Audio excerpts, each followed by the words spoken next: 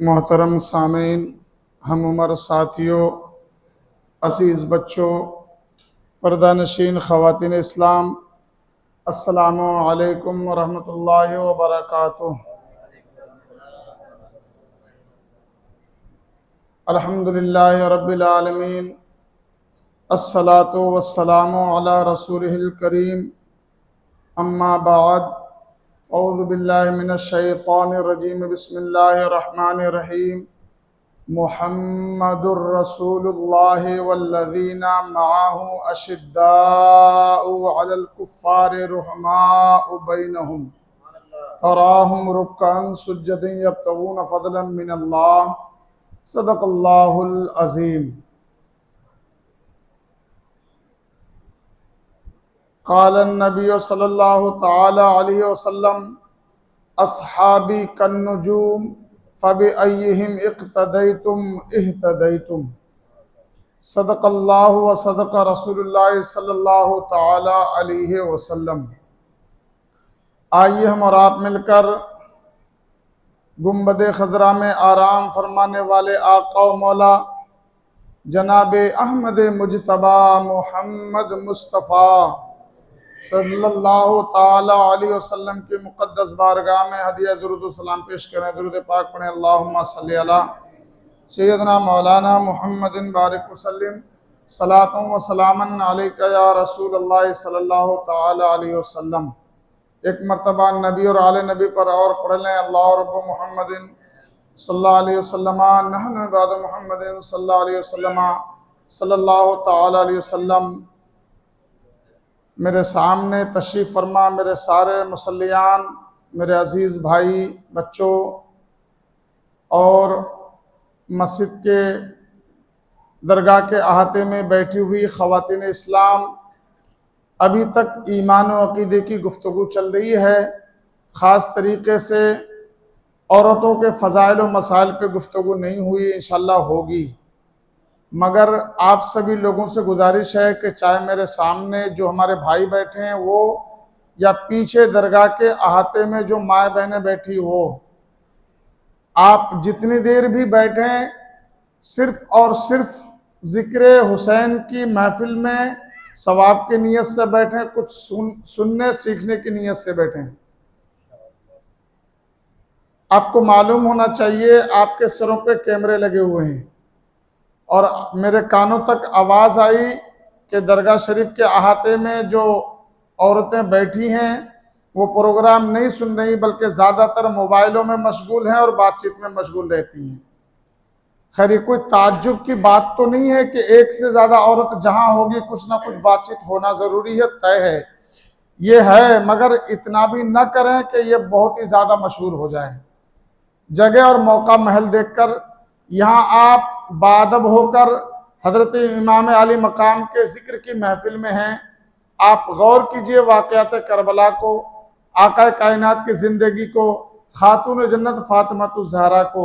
अगर आपने सही तरीके से सुन लिया तो आपकी ज़िंदगी में, आपके दीन और दुनिया में कामयाबी की ज़मानत बन जाएगी। आप हज़रत खातून जन्नत फ़ातिमा ज़हरा रज़ियल्लाहु ताला अन्हा के नक्श कदम पर चलने की कोशिश करें, यही आपके लिए कामयाबी है। और मेरे सामने मेरे भाई, आप सभी लोग जहन हाजिर रखें। आज की हमारी ये 5वीं महफिल है, 5वीं नशिस्त है। आज भी जो गुफ्तगू होगी वो मुख्तसर आका कायनात के जो सबसे करीबी सहाबा हैं, सहाबा सभी मोहब्बत वाले हैं, मगर जो खुलफा राशिदीन हैं मुख्तसर उनका तज़किरा करूँगा।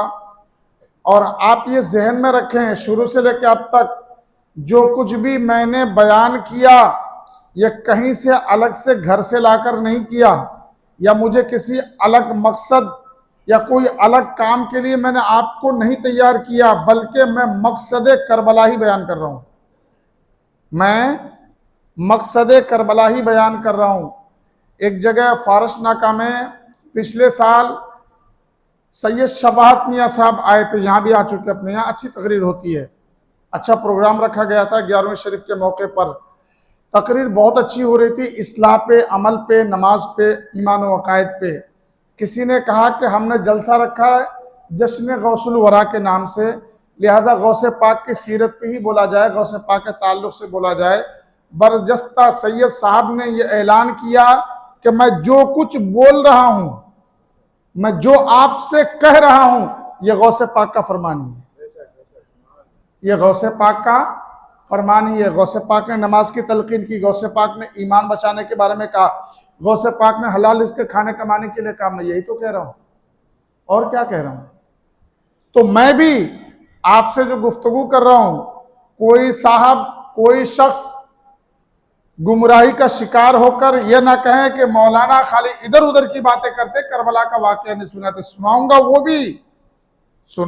वो भी, वो अपनी जगह पर है, मगर मैं आपको मकसद करबला सुना रहा हूं, आपको मैं मकसद करबला सुना रहा हूं।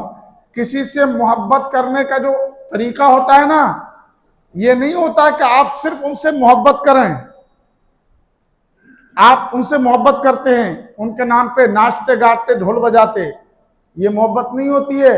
असली मोहब्बत ये होती है कि आप जिनसे मोहब्बत का दम भरते हैं, उनकी कही हुई बातों पर आप अमल करें।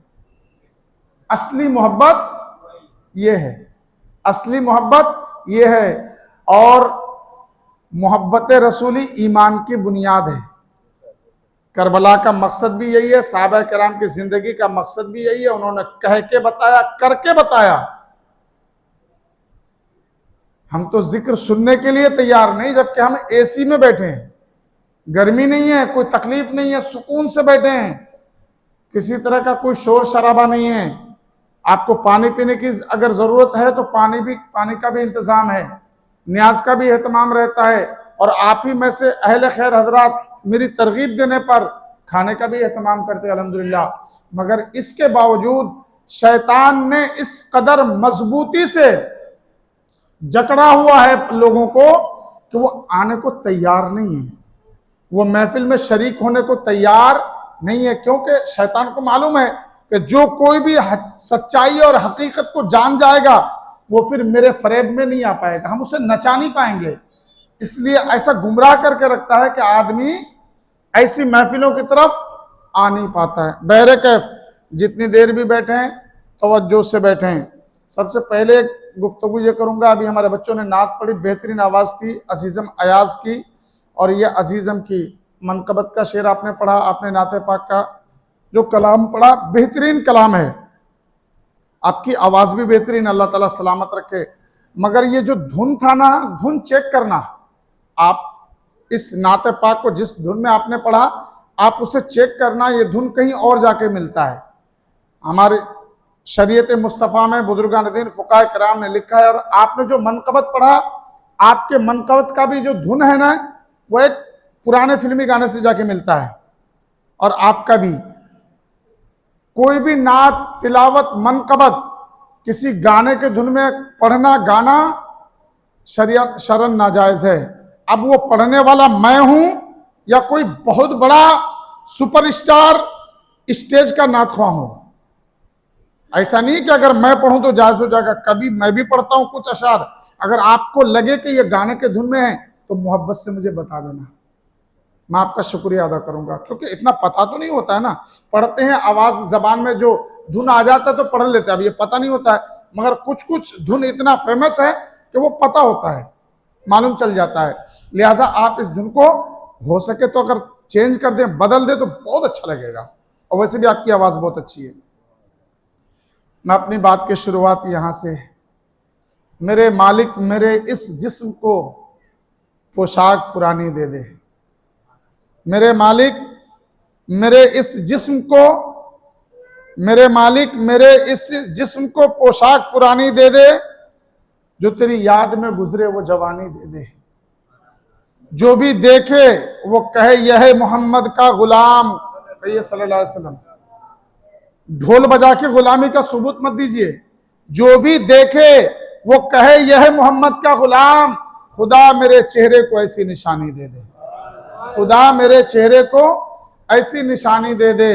और हर इब्तदा से पहले, हर इंतहा के बाद, हर इब्तदा से पहले, हर इंतहा के बाद ज़ाते नबी बुलंद है ज़ाते खुदा के बाद।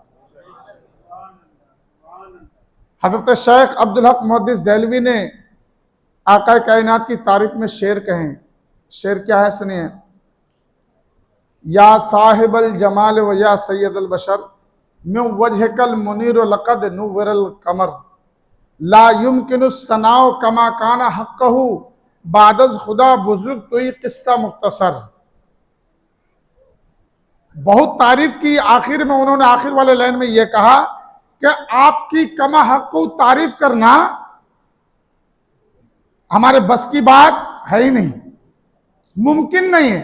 ला युमकिनु समाओ कमा काना हक़्क़ु, ला युमकिनु सनाओ कमा काना हक़्क़ु, आपकी कमा हक़्क़ु तारीफ बयान करना मुमकिन ही नहीं है। बस हम तो इतना कहते हैं बादज खुदा बुजुर्ग तो ये किस्सा मुख्तसर कि अल्लाह ताला के बाद अगर कोई बुजुर्ग तरीन कोई हस्ती है वो आपके साथ है। अच्छा देखिए ना, हमारे और आपके इमाम ने भी यही कहा, सरवर कहूँ कि मालिक व मौला कहूँ तुझे, बागे खलील का गुले ज़ेबा कहूँ तुझे, तेरे तो वस्फ़ ऐब तराही से है बरी, हैरा हूँ मेरे शाह मैं क्या क्या कहूँ तुझे। एक एक वस्फ़, एक एक चीज़ के बारे में सरकार आला हज़रत ने शेर लिखे, लंबी नात है। आखिर में क्या कहते हैं, आखिर में क्या कहते हैं, लेकिन रज़ा ने ख़त्म सुखन इस पे कर दिया, लेकिन रज़ा ने ख़त्म सुखन इस पे कर दिया, खालिक का बंदा खल्क का आका कहूँ तुझे, खालिक का बंदा खल्क का आका कहूँ तुझे। अब सुनिए, हर इब्तदा से पहले हर इंतहा के बाद ज़ाते नबी बुलंद है ज़ाते खुदा के बाद।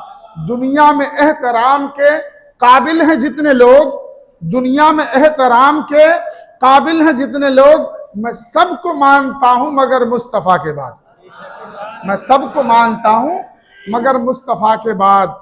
और इसका एक शेर और भी है, कत्ले हुसैन असल में मर्गे यजीद है, कत्ले हुसैन असल में मर्गे यजीद है, इस्लाम जिंदा होता है हर करबला के बाद, इस्लाम जिंदा होता है हर करबला के बाद।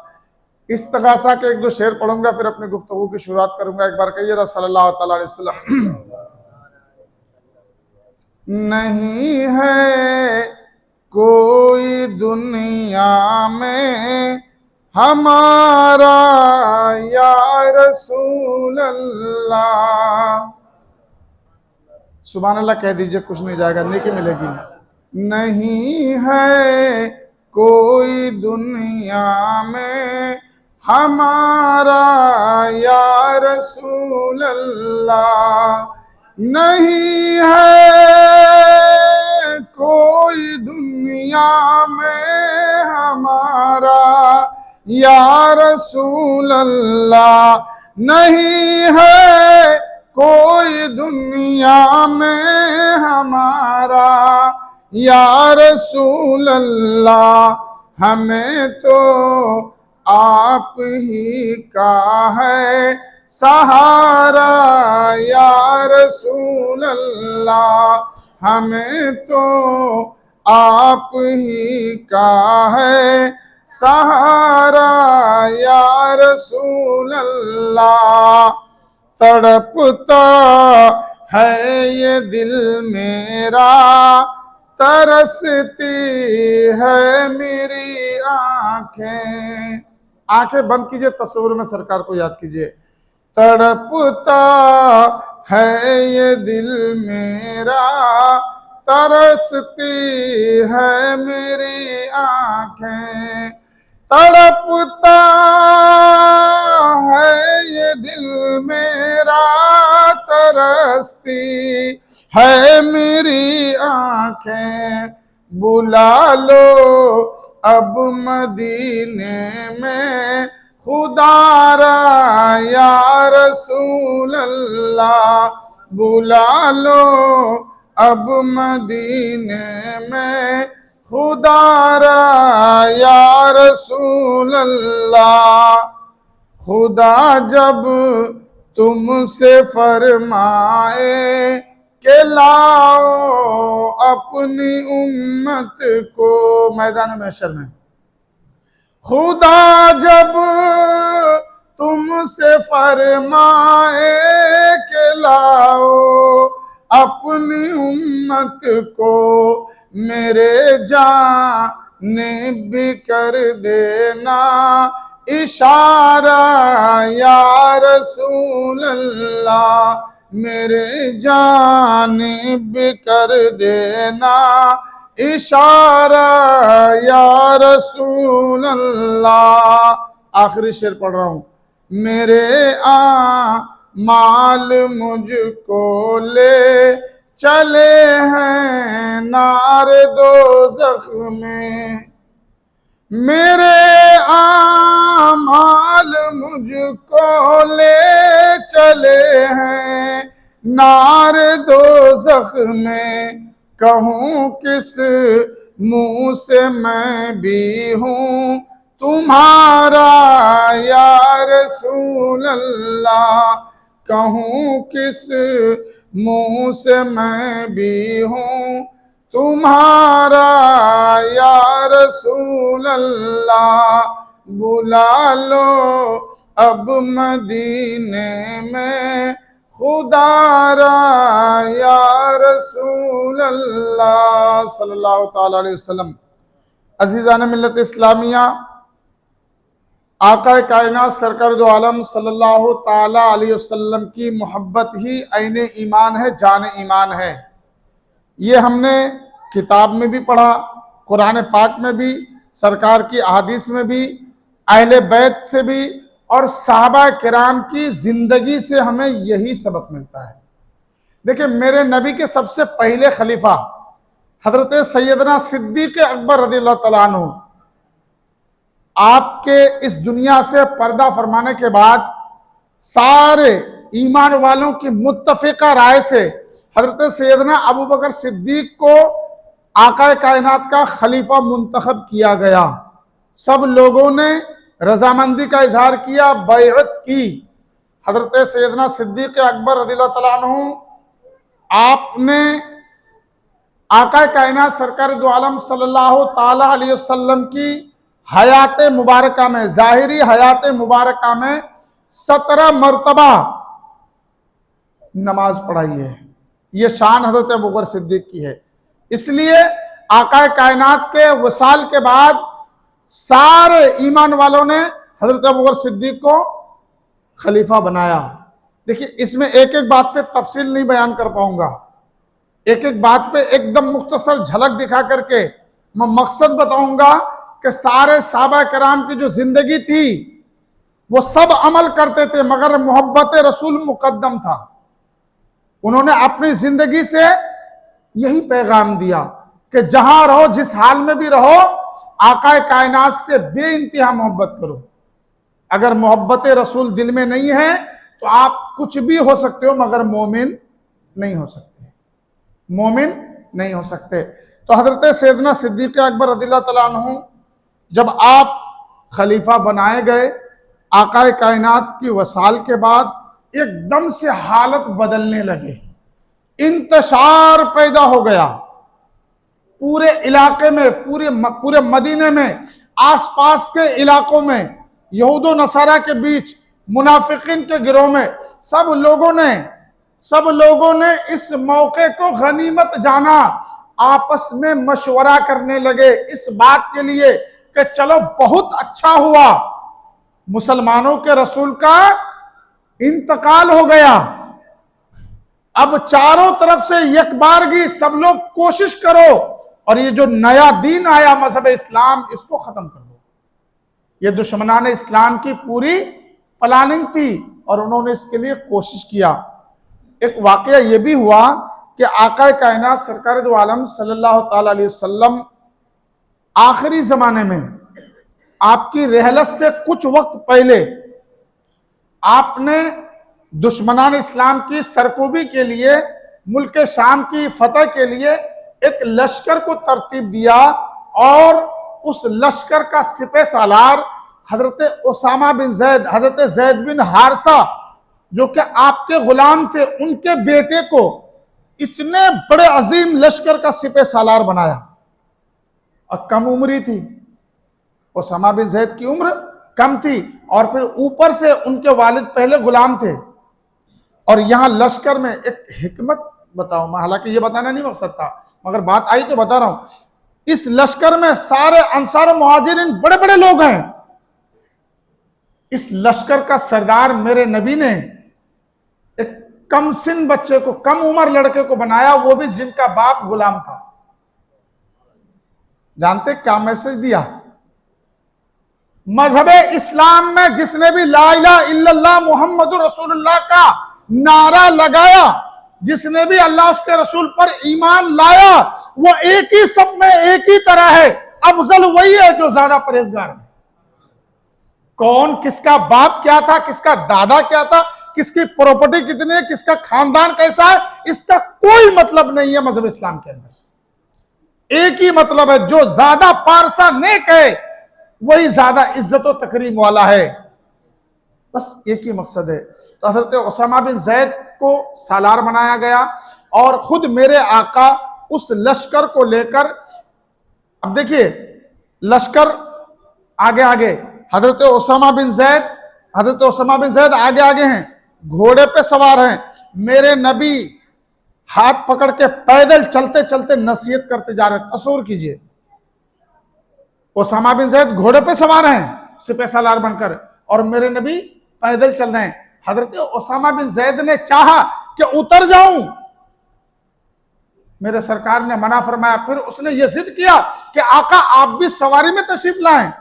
अच्छा नहीं लग रहा है, अदब और मोहब्बत का तकाजा यह है कि अच्छा नहीं लग रहा, मगर मेरे नबी ने इरशाद फरमाया, नहीं, तुम इस्लामी फौज के अजीम सिपह सालार हो, मैं तुम्हें नसीहत करता हूं कि जाते हुए अपने सामने किसी कमजोर पे वार मत करना, किसी औरत पे वार मत करना, किसी बूढ़े पे वार मत करना, किसी गिरे हुए पे वार। ये नसीहतें की मेरे सरकार ने। तो वो लश्कर थोड़ा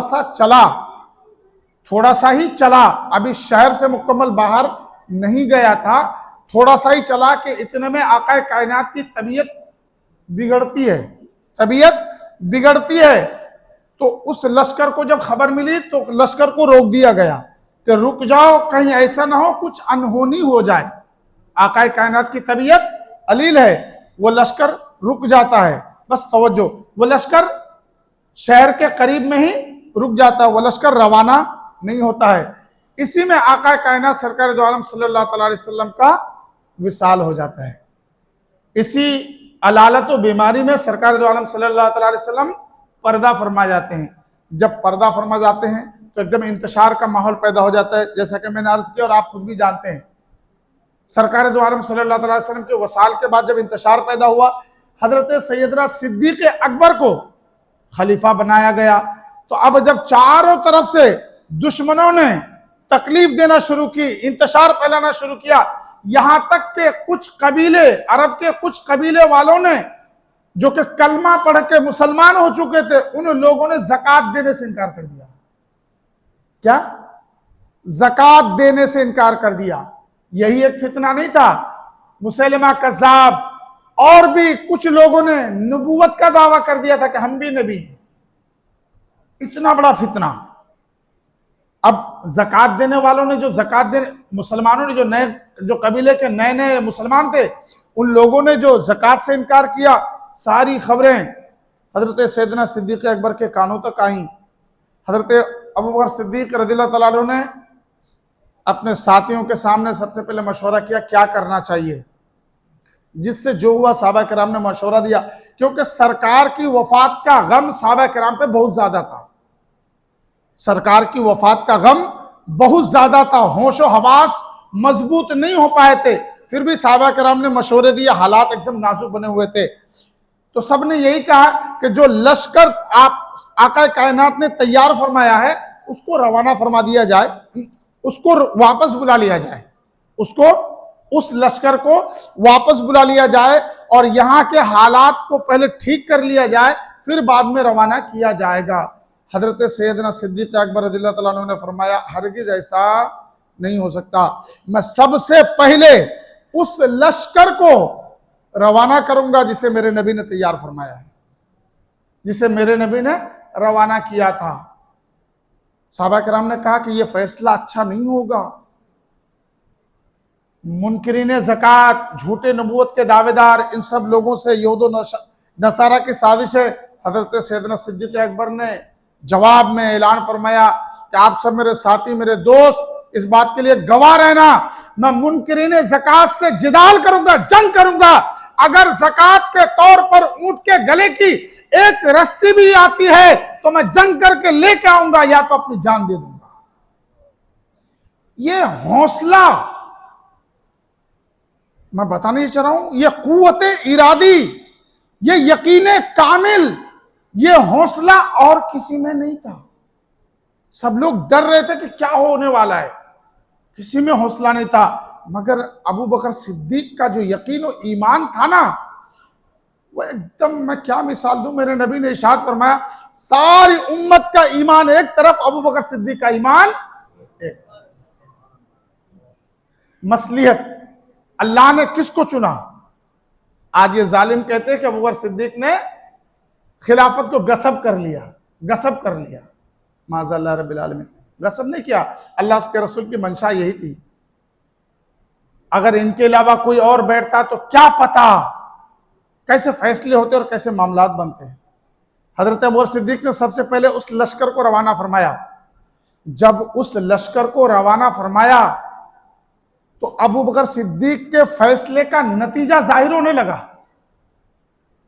लश्कर को रवाना करना था कि जो दुश्मनान इस्लाम दूरो दराज बैठकर जासूसों के जरिए से शहर मदीना के हालात पे नजरें टिकाए हुए थे, ध्यान लगाए हुए थे कि क्या हो रहा है, जब उन्होंने देखा कि मुसलमानों के नबी का इंतकाल हो गया, उसके एक साथी खलीफा बने, सब लोगों ने बगावत जैसा माहौल बनाया, इसके बावजूद मुसलमानों के पहले खलीफा ने वो लश्कर मुल्क शाम के लिए रवाना कर दिया।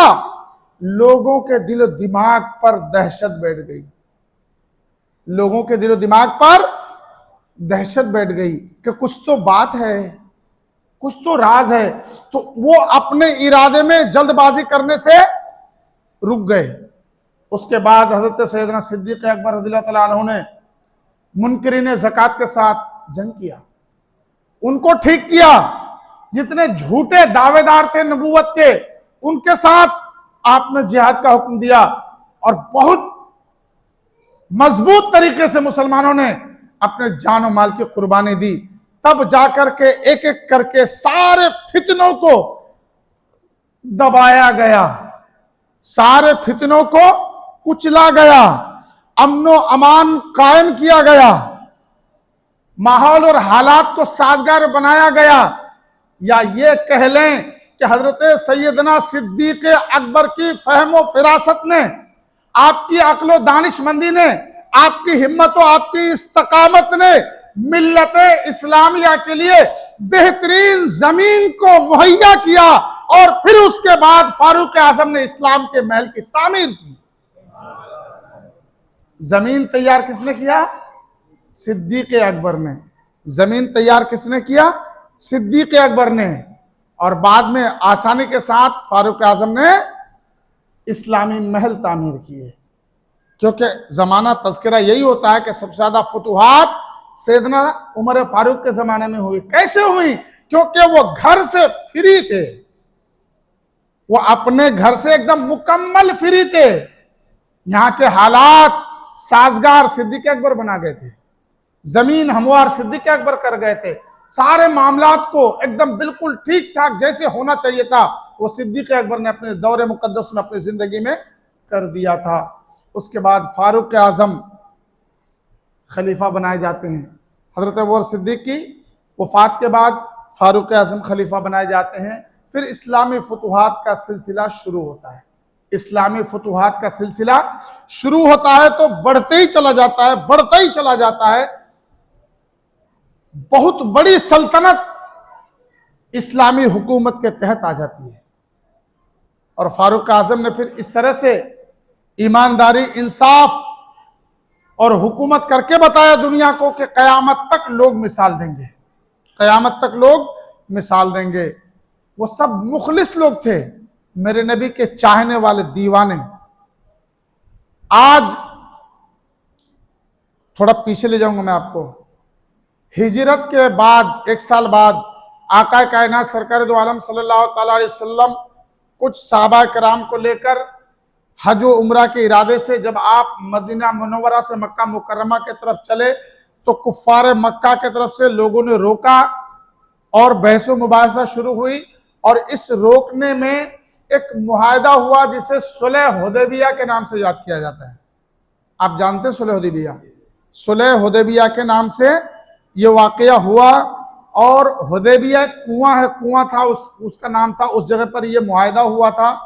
और उस जगह पर वहां से फिर आका कायनात सरकार दो आलम सल्लल्लाहु अलैहि वसल्लम मुआहदा करके वापस आए थे। और इस मुआहदे को जब आप मुआहदे को तफसील से सुनेंगे, यहाँ तक कि यही फारूक आजम ने मुआहदा होते होते बीच में एक मरतबा तड़प कर कहा भी कि अल्लाह के रसूल, क्या हम लोग हक पर नहीं हैं? अल्लाह के रसूल ने फरमाया बेशक हम हक पर हैं। क्या आप अल्लाह के रसूल नहीं हैं? बेशक मैं अल्लाह का रसूल हूँ। क्या ये कुफार मुशरिकीन बातिल नहीं है? बोले बेशक ये बातिल हैं। जब ये बातिल हैं, हम हक पर है, हमारा दीन सच है, तो हम गिर कर सुलह क्यों करें? क्योंकि शर्तें ज्यादा कुफार मक्का की मानी गई हैं इस सुलह हुदैबिया में। इस सुलह हुदैबिया में कुफार मक्का की शर्तें मानी गई हैं। मगर वो कहते ना,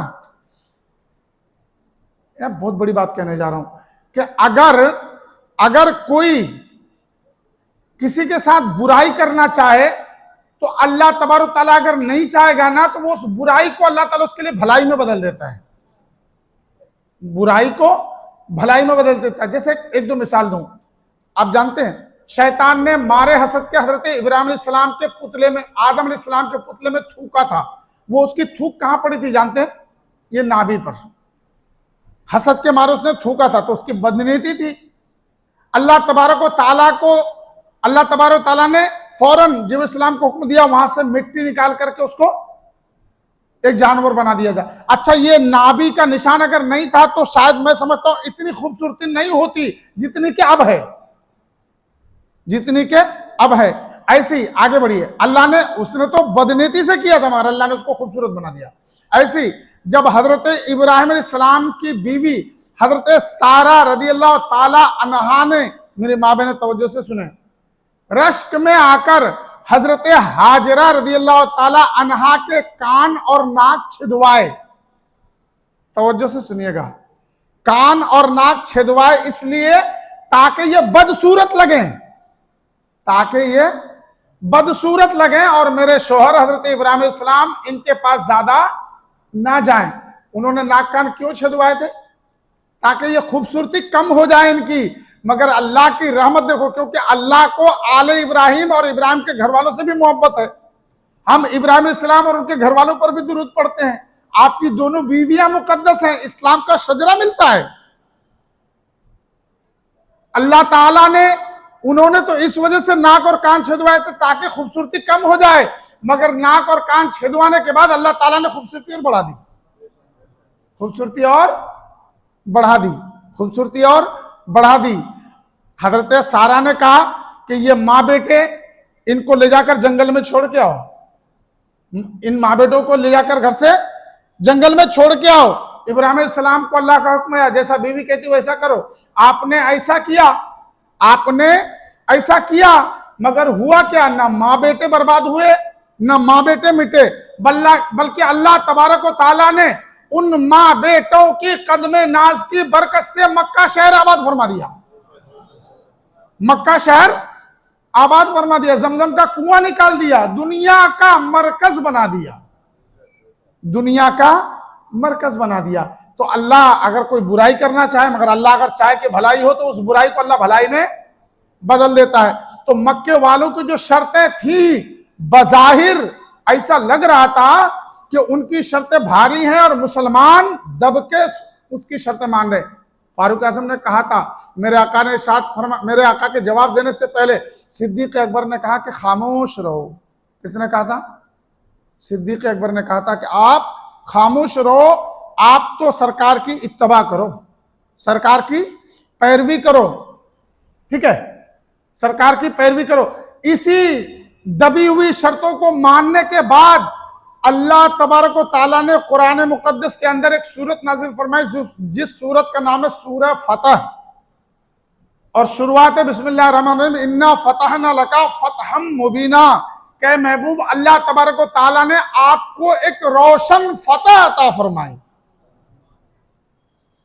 बज़ाहिर हमें शिकस्त नजर आ रही है, और अल्लाह क्या फरमा रहा है कि अल्लाह ने एक बहुत अजीम फतह अता फरमाई आपको।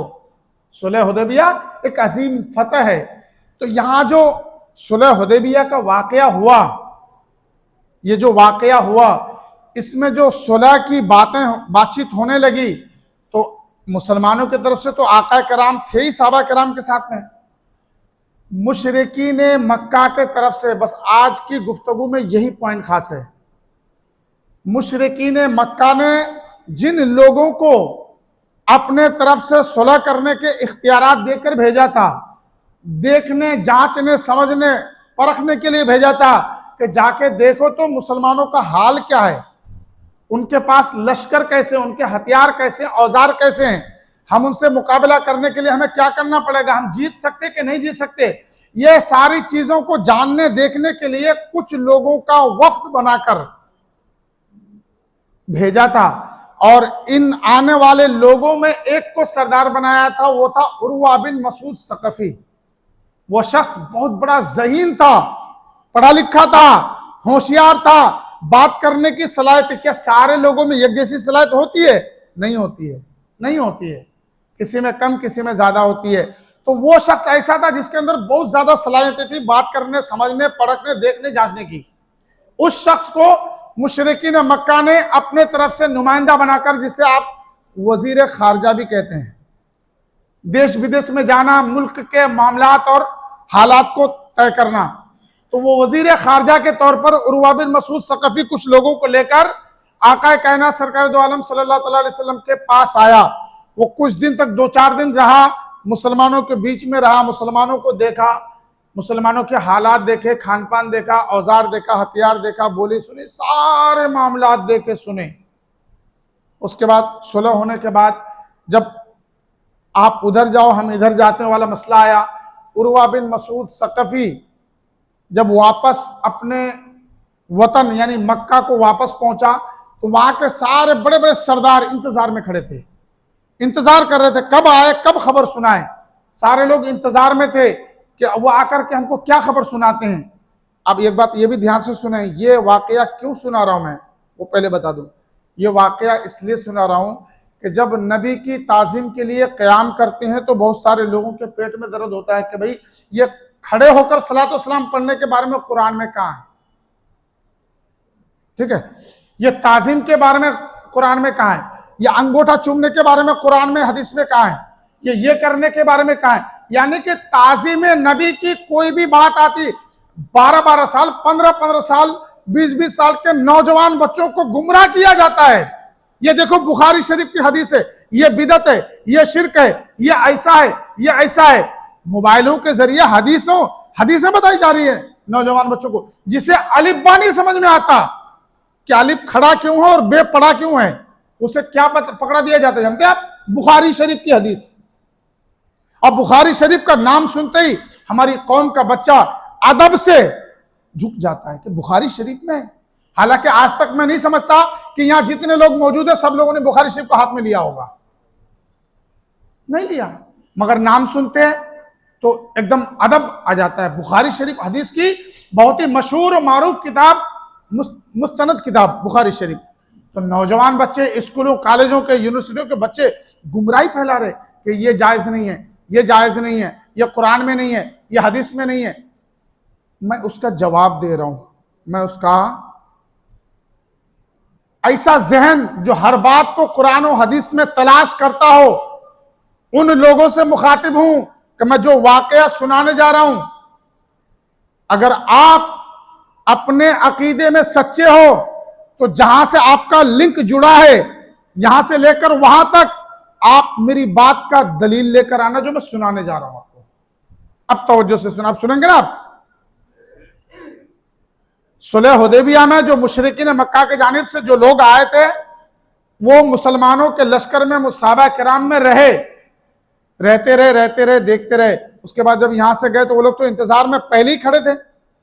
जाने के बाद एकदम फौरन उस मजलिस में पहुंचे, गर्दो गुबार से हटे हुए ये सारे लोग जाके गए बैठे। लोगों ने सवालात के बौछार शुरू कर दिए कि मुसलमानों की तादाद कितनी, क्योंकि गए जब मेरे नबी हिजरत की रात निकले थे तो कौन कौन, आकाए कायनात और सिद्दीक अकबर, वो भी रात के वक्त बचते बचाते सिद्दीक अकबर मेरे सरकार को गोद में लेके जा रहे थे कि कहीं रेत पर निशान ना पड़ जाए ताकि दुश्मन खोज ना लें। वहां भी बहुत दिलचस्प वाकया हुआ कि दुश्मन खोजते खोजते खोजते खोजते वहां तक पहुंच गए जहां सरकार आराम फरमाए, गारे सोर तक, क्योंकि बालू पर तो निशान नहीं पड़ता था, मगर पथरीली जमीन पर जहां पैर रखते थे मेरे नबी के कदम नाज के निशान पड़ जाते थे। शायर ने कहा, संग पे पड़ते आका के नक्श कदम, उसी पत्थर की तरह मेरा जिगर हो जाए। तो पत्थर पे निशान पड़ जाते तो दुश्मनान इस्लाम कुफार मक्का वहां तक पहुंच गए, मगर अल्लाह ने उन दुश्मनों की आंखों में धूल झोंका, वो वहां से नामुराद वापस हुए। मगर सुराका पहुंच चुका। सुराका घोड़ा दौड़ाते दौड़ाते अरब का एक नामवर पहलवान सरकार के पीछे पीछे पहुंच चुका। एकदम जब करीब पहुंचा और उसका इरादा था कि मैं हमला करूं, मेरे आका ने मुड़कर देखा। अबू बकर सिद्दीक से मेरे नबी ने पहले ही फरमा दिया था, जब दुश्मनाने मक्का, जब मुशरिकीन मक्का ढूंढते ढूंढते गारे सोर तक पहुंच गए, हजरत अबू बकर सिद्दीक को पता चला कि लोग तलाश करते करते यहां तक आ चुके हैं, तो अबू बकर सिद्दीक को थोड़ा सा डर महसूस होने लगा, अपने लिए नहीं कि कहीं ऐसा ना हो ये लोग हमारे आका को कोई नुकसान पहुंचाएं। तो बेचैनी के आसार जो जाहिर हुए, अल्लाह के रसूल ने फरमाया, यात करीमा मैंने कल तिलावत की थी, इज यकूलो ले साहिबी ला तहजन इन्नल्लाह माना। अल्लाह फरमाता है, जब गार के अंदर वो अपने सहाबी से कह रहे थे, किससे, अबू बकर सिद्दीक से, ला तहजन, गम न करो, टेंशन मत लो, परेशान, बाहर दुश्मन जान का दुश्मन है, अगर वो पकड़ ले तो न जाने क्या करें। उनकी आवाजें आ रही, कदमों की आहट सुनने को मिल रही है, और अंदर अल्लाह का रसूल अपने साथी से कह रहे कि टेंशन मत लो, इन्नल्लाह माना, अल्लाह हमारे साथ है। टेंशन मत लो, अल्लाह हमारे साथ है। इतना सुनना था सिद्दीक अकबर मुतमईन कि अल्लाह के रसूल ने फरमा दिया अल्लाह हमारे साथ है। अल्लाह के रसूल ने ये नहीं फरमाया अल्लाह मेरे साथ है, नहीं, अल्लाह हमारे साथ है, अल्लाह हमारे साथ है। इसमें भी बहुत गहरी बात है, वहां नहीं जाऊंगा, चलिए आगे बढ़िए। अल्लाह हमारे साथ है। अब सिद्दीक अकबर ने फिर से देखा कि सुराका पीछे आ रहा है, कहा या रसूलल्लाह, ये अरब का बहुत मशहूर पहलवान है, बहुत ताकतवर है। वो पीछा करते करते यहां तक कहां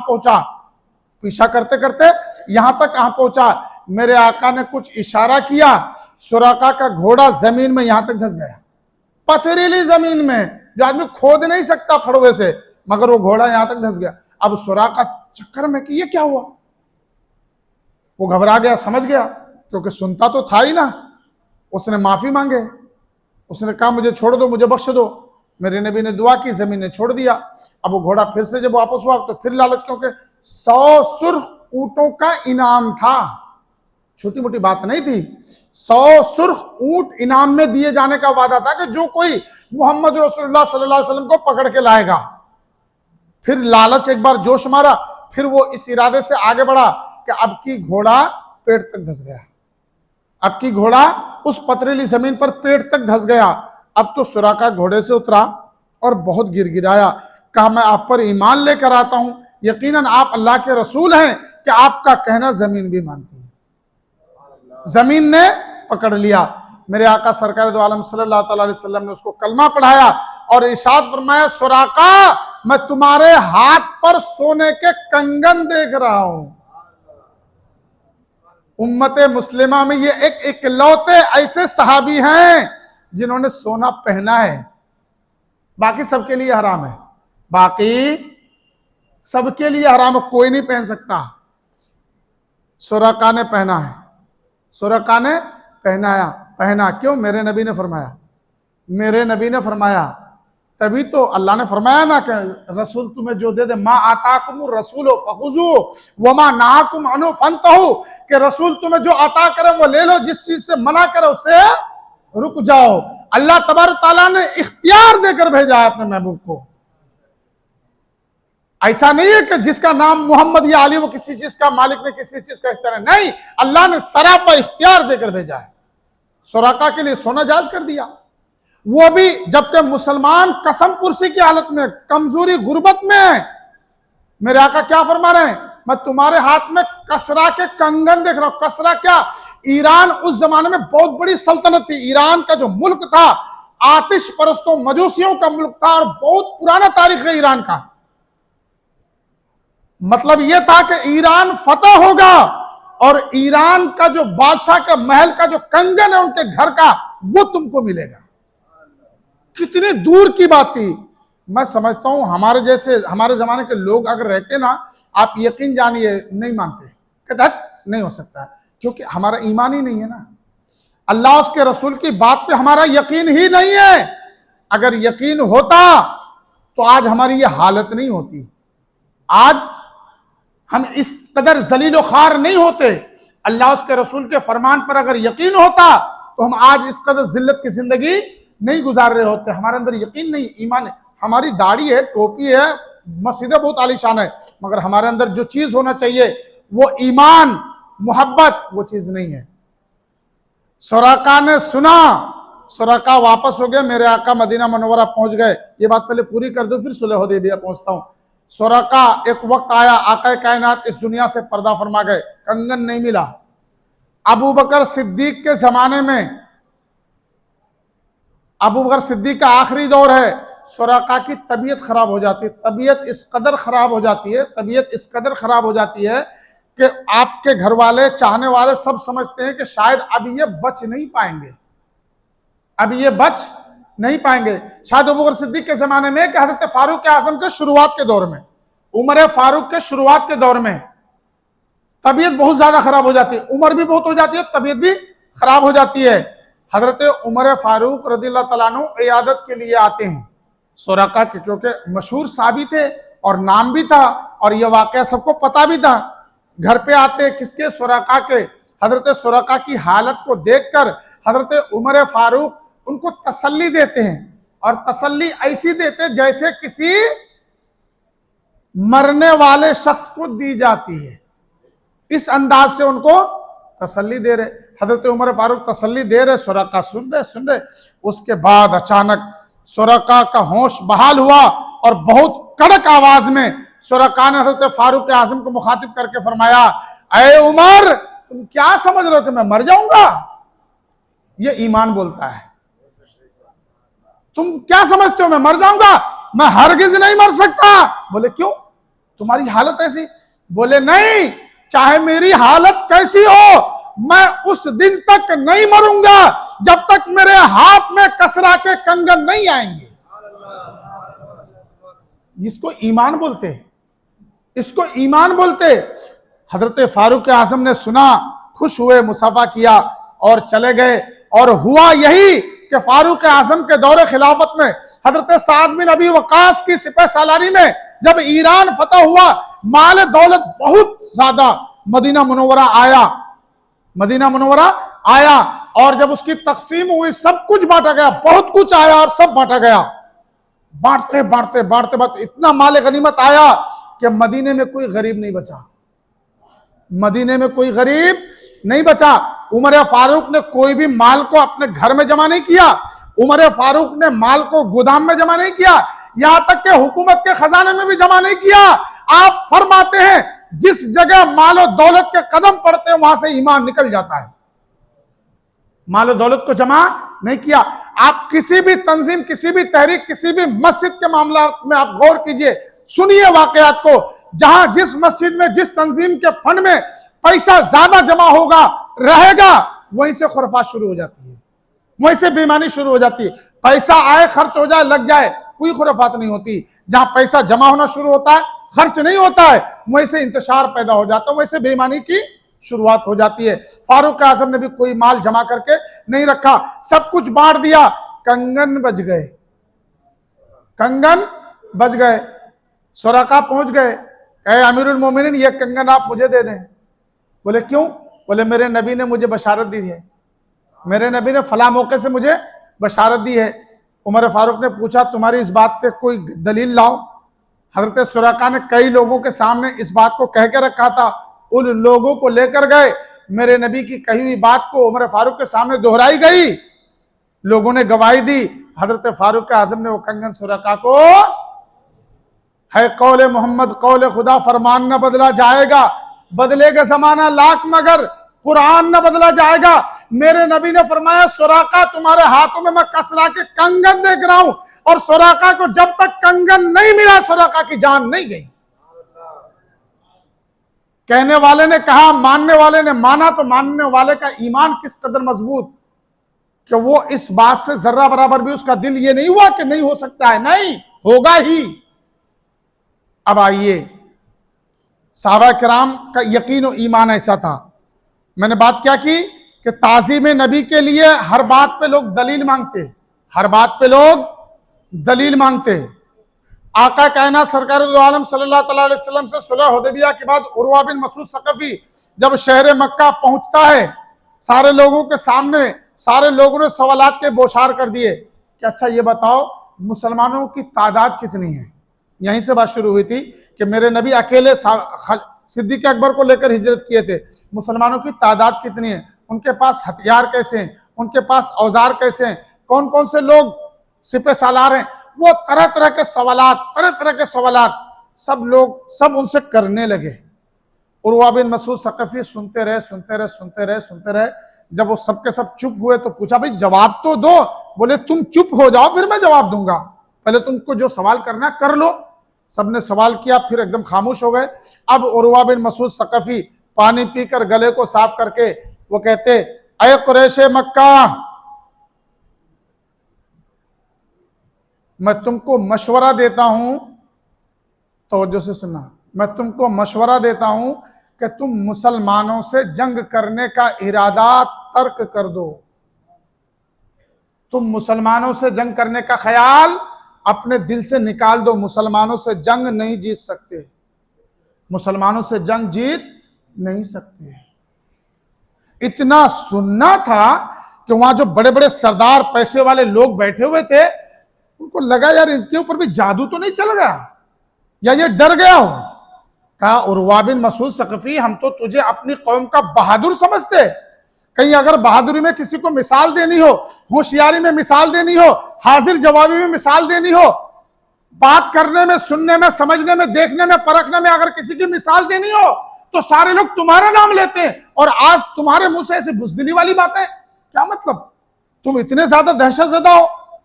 उर्वा बिन मसूद सकफी कहते मुझे पहचानो, मैं वही उर्वा बिन मसूद सकफी हूं। न मेरी अकल खत्म हुई, न मैं डरा, न मैं बुज़दिल हुआ, नहीं, तुमको मालूम है मैं दुनिया के बहुत सारे बादशाहों के दरबार में कुरैश मक्का का एलची बनकर जा चुका हूं। मैंने दुनिया के बहुत सारे बादशाहों के दरबार देखे, दरबारी देखे, फौज देखे, हथियार देखे, असला देखे, सब कुछ देखा, मगर जो मैंने मोहम्मद अरबी कहिए सल्लल्लाहु ताला अलैहि वसल्लम के यहां देखा, वो मैंने कहीं और नहीं देखा, मैंने कहीं और नहीं देखा। अब वो लोग बोलते कि तुम बताओ तो सही, तुमने क्या देखा, तुमने आखिर ऐसा क्या देखा। उर्वा बिन मसूद सकफी कहते हैं कि तुम जंग फौज से जीत सकते हो, उस फौज से जो फौज तनख्वाह लेकर अपने मालिक के लिए जंग करती है। तुम उस नौकर से जंग जीत सकते हो जो नौकर पैसे के बदले में अपने मालिक की तरफ से लड़ता है। तुम किसी आशिक, किसी पागल से जंग नहीं जीत सकते, तुम किसी आशिक से जंग नहीं जीत सकते। बोले पहेली ना बुझाओ, खुलकर बताओ।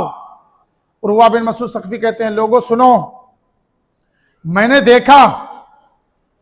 देखा कि जब मोहम्मद अरबी कहिए सल्लल्लाहु अलैहि वसल्लम गुफ्तगू करते तो उनके जितने साथी हैं इस कदर सुकून और इत्मीनान से बाअदब होकर बैठते हैं कि उनके सांस लेने की भी आवाज सुनाई पड़ती है। मैंने ये एहतराम कहीं नहीं देखा।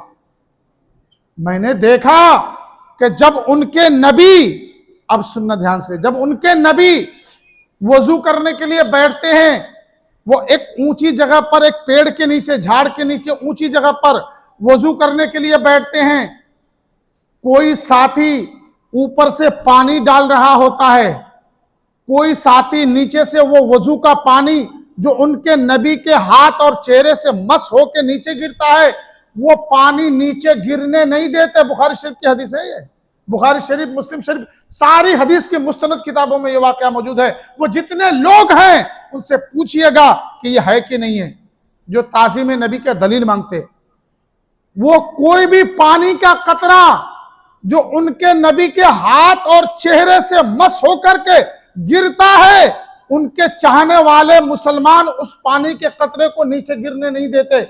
यहां तक के अगर उसका नबी खखारे, नाक साफ करे, उसमें से जो रतूबत निकलती है, गाढ़ा पानी निकलता है, उसे भी अगर फेंकते हैं, वो भी नीचे जमीन पर नहीं गिरने देते, बल्कि उसे भी अपने हाथ में लेते हैं और क्या करते हैं, अपने चेहरे पर, अपने सीने पर मल लेते हैं।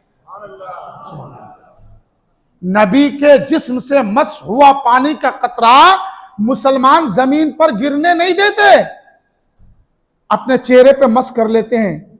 यहां तक कि अगर किसी को वो पानी का कतरा नहीं मिले तो वो अपने उस साथी के हाथ से हाथ को मस करता है जिनको मिला होता है।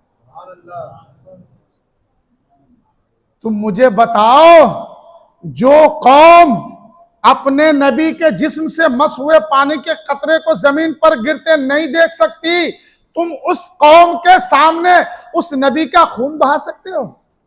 वो अपने नबी के खून के कतरे को जमीन पर गिरते हुए देख पाएगी? तुम हरगिज उस कौम से जंग नहीं कर सकते जो कौम अपने नबी के पानी के कतरे को भी जमीन पर गिरने नहीं देती। कुरैश मक्का ने सुना तो उनके होश उड़ गए। उन्होंने समझा कि उर्वा बिन मसूद सख्ती कोई आम आदमी नहीं है। अब मैं आपसे कुछ सवाल करना चाहता हूं। जितने पढ़े लिखे लोग हैं जो सोशल मीडिया और मोबाइल के जरिए से बुखारी शरीफ पढ़ते हैं, कोई भी हदीस की किताब में, कुरान में तो खैर नहीं है, मैं पहले बोल रहा हूं, कोई भी हदीस की किताब में जिनको ज्यादा बुखारी शरीफ का दौरा आता है कि हर बात बुखारी शरीफ में मिलनी चाहिए, मैं आपको चैलेंज करता हूं, मैं यही रहता हूं। अगर आपको मेरे नबी का ऐसा कोई फरमान मिले कि मैं वजू करूं तो वजू के पानी का कतरा जमीन पर मत गिरने देना, उसे चेहरे और दाढ़ी पर मलना, उसे पी जाना, अगर ऐसा कोई हदीस आप में से किसी ने पढ़ा या सुना या आपको किसी ने बताया तो मेरे सामने पेश कीजिए। आप जो इनाम कहेंगे मैं देने के लिए तैयार हूं। मेरे नबी ने ऐसा कोई फरमान नहीं दिया, मेरे नबी ने ऐसी कोई हदीस नहीं फरमाई कि मैं जब वजू करूं और थूकूं तो तुम उसे अपने मुंह पे मल लो, मैं जब वजू करूं तो वह पानी तुम अपने चेहरे पे मल लो, या मैं जब बाल उतरवाऊं तो मेरे बाल तुम तबरुक समझकर अपने घर में रखो। मेरे नबी ने ऐसा कोई फरमान नहीं जारी किया। फिर साहबा किराम क्यों कर रहे हैं?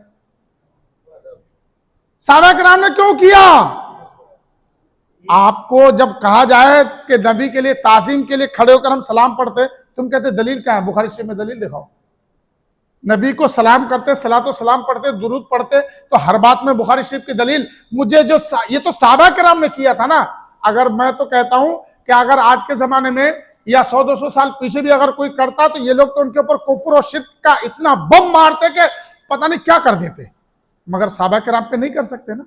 नबी खुद साथ में है और वाकया कोई झुटला नहीं सकता। ये बुखारी मुस्लिम की हदीस की सारी किताबों में पूरा सुलह हुदैबिया का वाकया लिखा हुआ है। अब दूसरी बात, क्या उर्वा बिन मसूद सकफी ने मुसलमानों के पास मुसलमानों की दाढ़ी नहीं देखी थी?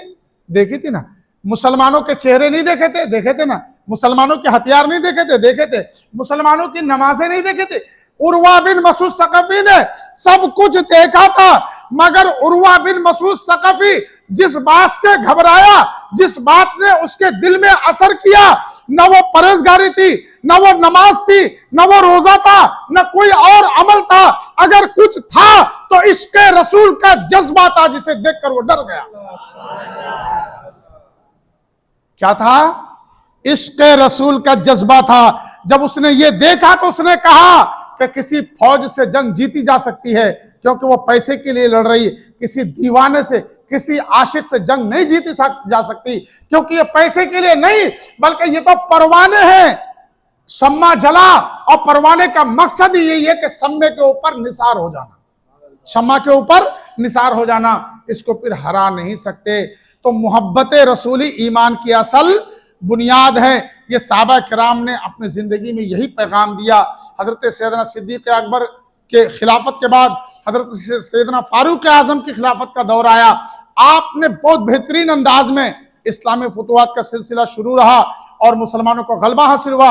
आपके बाद हजरत सैयदना उस्मान गनी रज़ियल्लाहु तआला अन्हु खलीफा बनाए गए। इंशाअल्लाह यहाँ से फिर कल आपके सामने जिक्र करूंगा। अल्लाह पाक हम सब के दिलों में सरकार की सच्ची मोहब्बत पैदा फरमाए, सहाबा किराम से मोहब्बत पैदा फरमाए, ईमान के साथ दुनिया में कायम रख, मौला ईमान के साथ खात्मा फरमा। अस्तगफिरुल्लाह रब्बी मिन कुल्लि ज़म्बिन व अतूबु इलैह। अस्सलाम। एक मिनट रुक जाइए, जल्दी आए ना, कहाँ हैं आप? देखिए आज की हमारी 5वीं महफिल है, आज की हमारी 5वीं महफिल है और हर साल की तरह इस साल